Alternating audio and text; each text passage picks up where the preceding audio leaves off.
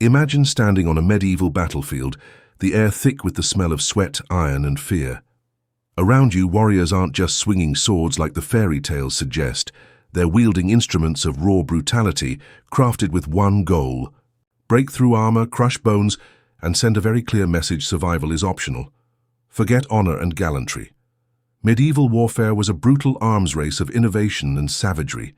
Knights in shining armor thought they were invincible, until they faced weapons specifically engineered to turn their expensive suits into steel coffins. But what kinds of weapons could tear through fortified defenses? What weapon was so dangerous it injured the warriors using it? And which simple tool completely shattered the dominance of knights on the battlefield? Today we're diving deep into 15 brutal medieval weapons that changed warfare forever. Some you might know. Others will leave you wondering how anyone survived these brutal clashes. Strap in, because by the end of this list, you'll realize medieval combat wasn't about heroism. It was about who could swing harder, faster, and deadlier. Warhammer, the medieval knight, believed his shining plate armor made him invincible, an impenetrable fortress of steel. But then came the warhammer, and that illusion shattered like a cracked eggshell. Unlike swords that bounced harmlessly off polished metal, the warhammer concentrated brutal force into a single devastating point.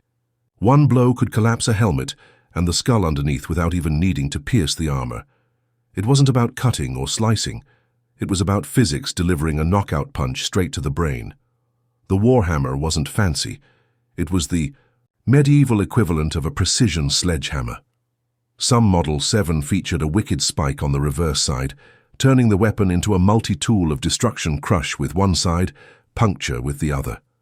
At battles like Agincourt, English men-at-arms wielded warhammers to horrifying effect, turning French knights into walking coffins stuck in muddy fields. Rich lords who thought they had bought invulnerability discovered they'd merely prepaid for a faster funeral. What made the warhammer truly terrifying wasn't just its efficiency, it was its accessibility. You didn't need Toby, a master swordsman, to swing one. You just needed rage and good aim. Flail. If the warhammer was the medieval workhorse, the flail was pure chaos unleashed. A spiked metal ball swinging from a chain, the flail didn't just break bones, it broke the rules of physics. Unlike rigid weapons, the flail's chain added a terrifying delay between your swing and the strike. Timing it right wasn't optional, it was survival. Beginners often learned this the hard way by smashing themselves before ever landing a hit on an enemy. Self-injury wasn't a risk, it was practically a rite of passage. But those who mastered the flail unlocked brutal advantages. The flexible chain allowed the spiked head to whip around shields and crash into armor from unexpected angles. Your perfect nightly defense. Useless when a spiked ballsucker punches you from the side you weren't guarding. It didn't just hit harder, it hit unpredictably. Tests with modern replicas show that a flail could deliver up to 40% more force than a traditional mace, when that force was focused into brutal iron spikes. Even the finest armor folded like wet parchment. The flail turned battles into chaos and knights into ragdolls. It wasn't just a weapon. It was medieval madness given form. Morning Star. If nightmares could be forged in iron, they'd look exactly like the Morning Star. A solid metal ball covered in vicious spikes, mounted on a sturdy wooden shaft. The Morning Star didn't just injure, it obliterated. Unlike the flail, the Morning Star had no swinging chain. It delivered pure, direct punishment with every bone-crushing strike. Those wicked spikes weren't decoration. They were engineered to punch through armor, shatter bone, and leave wounds that medieval surgeons barely knew how to treat. Even plate armor, the medieval knight's ultimate defense, stood little chance. The spikes concentrated force into pinpoint impacts, slicing and smashing through steel as if it were wet leather. It wasn't elegant, it was devastation on a stick. Different versions of the Morning Star existed, from one-handed variants for horseback. Warriors, two-handed titans, that infantry used to clear space on the battlefield. Some versions even weighed up to 10 pounds, not counting the psychological weight they added, when enemies saw them glinting in the sun. Facing a wall of Morning Stars wasn't just dangerous, it was demoralizing. Because when you saw dozens of iron porcupines charging at you, running wasn't cowardice. It was basic survival instinct. Golden Dog, if there was ever a weapon that made knights rethink their life choices, it was the Golden Dog, known to Flemish warriors as the Goedendag.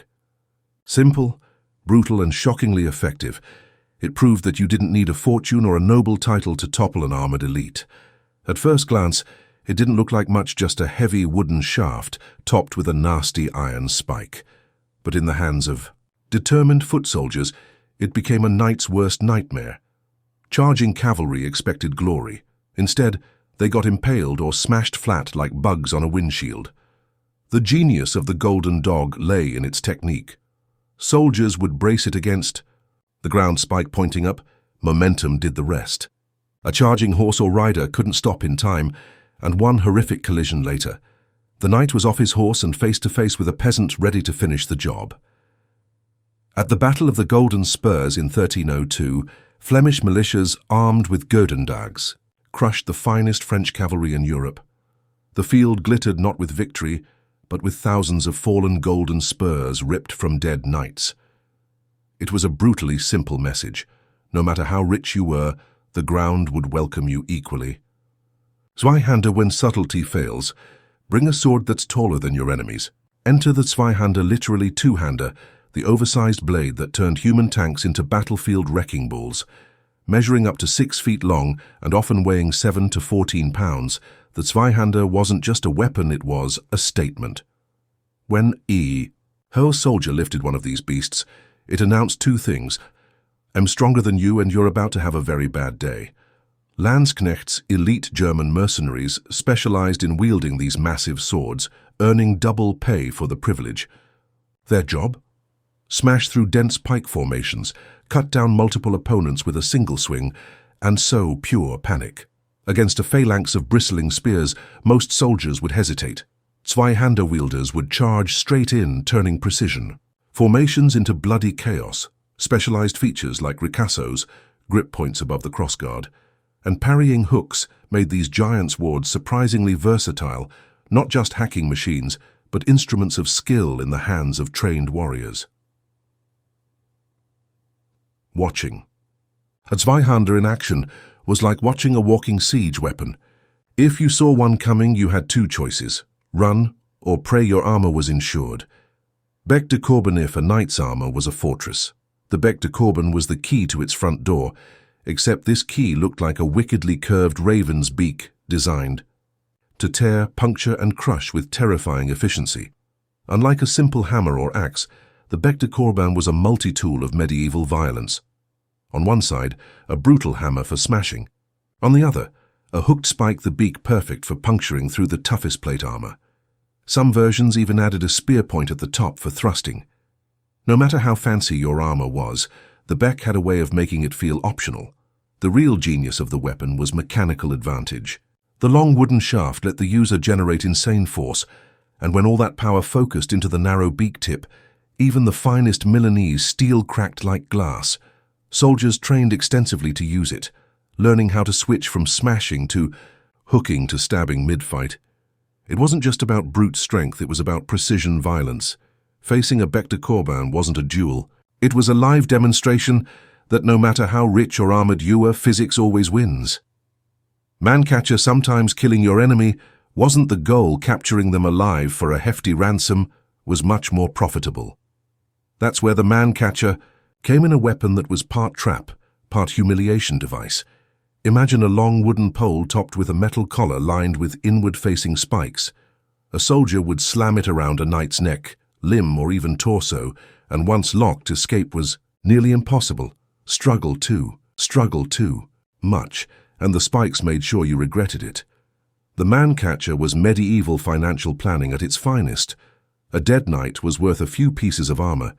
A live knight, however, could be ransomed for a fortune, sometimes enough to buy entire villages. It wasn't just about winning battles.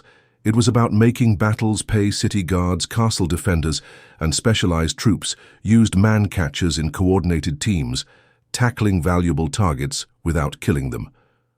It was a brutal dance of leverage, timing, and a lot of screaming. Facing a Mancatcher wasn't just physically devastating. It was soul-crushing. One moment you're a proud armored knight, the next you're being dragged off like rebellious livestock. your expensive armor clanking uselessly around you. Trebuchet. When brute force wasn't enough, medieval engineers turned to the trebuchet, a siege engine so massive it didn't just break walls, it broke wills. Picture a giant wooden arm powered by a counterweight weighing thousands of pounds. With a single thunderous motion, it could hurl 200-pound stones over 300 meters, smashing through fortifications, towers, and anything or anyone unlucky enough to be in the way. The sound of a trebuchet firing the deep creak of timber, the whistling sling, and the final devastating crash was the soundtrack of medieval terror. Defenders who once trusted their mighty castle walls quickly learned that stone was no match for physics, but it wasn't just rocks. Trebuchets also launched diseased animal carcasses, barrels of burning pitch, and even severed heads to spread fear and death among defenders. It was medieval warfare's version of psychological operations with a lot more screaming. Building a trebuchet took time and resources, but the mere sight of one being assembled outside a city could trigger early surrenders. When you realized the enemy had built a wooden apocalypse machine pointed directly at your house, negotiation started sounding really smart. Ballista. If you wanted to reach out and ruin someone's day from across the battlefield, you needed the ballista-themed evil ancestor of the sniper rifle. Think of it as a gigantic crossbow, scaled up to terrifying proportions. Instead of firing tiny bolts, the ballista launched massive wooden darts, sometimes weighing over 20 pounds, with bone-shattering velocity. These projectiles flew in a flat, nearly invisible line, making them almost impossible to dodge. Unlike the wild chaos of trebuchets and catapults, the ballista specialized in precision kills.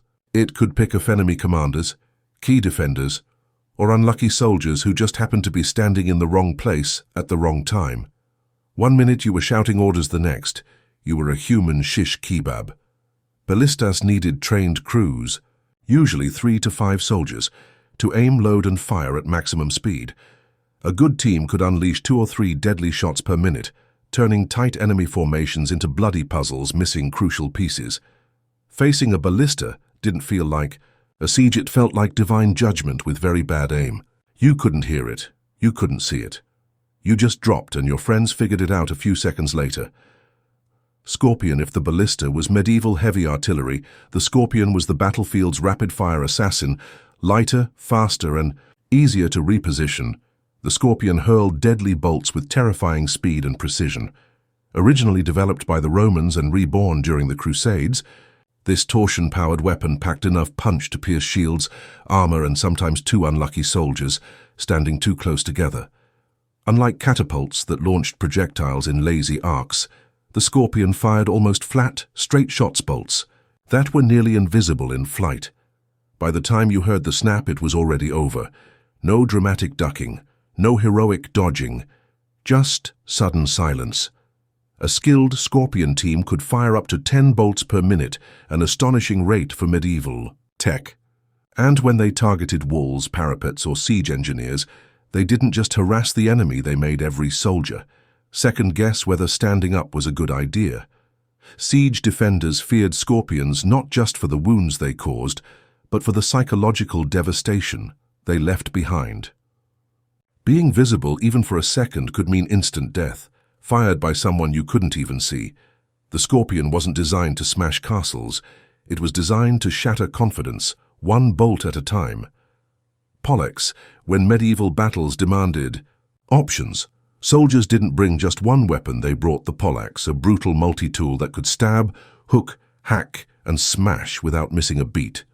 At first glance, it looked like an axe on steroids, but the Pollaxe packed much more. A hammer, face or axe blade on one side, a vicious spike on the other, and a long spike at the top for thrusting. Add a reinforced shaft capable of blocking sword strikes, and you had a weapon that could tackle just about any opponent, knight or foot soldier alike. In the chaos of close combat, flexibility was survival. Swing the axe to cleave, flip it to the hammer side to crush, or stab forward to punch straight through armor gaps. The spike could even hook around shields or limbs, dragging enemies off balance before delivering a killing blow. Pollaxes were so effective that they became the standard weapon of choice for knights fighting on foot during the late Middle Ages. Even royal duels trial by combat events often mandated the Pollaxe as the weapon of honor and destruction.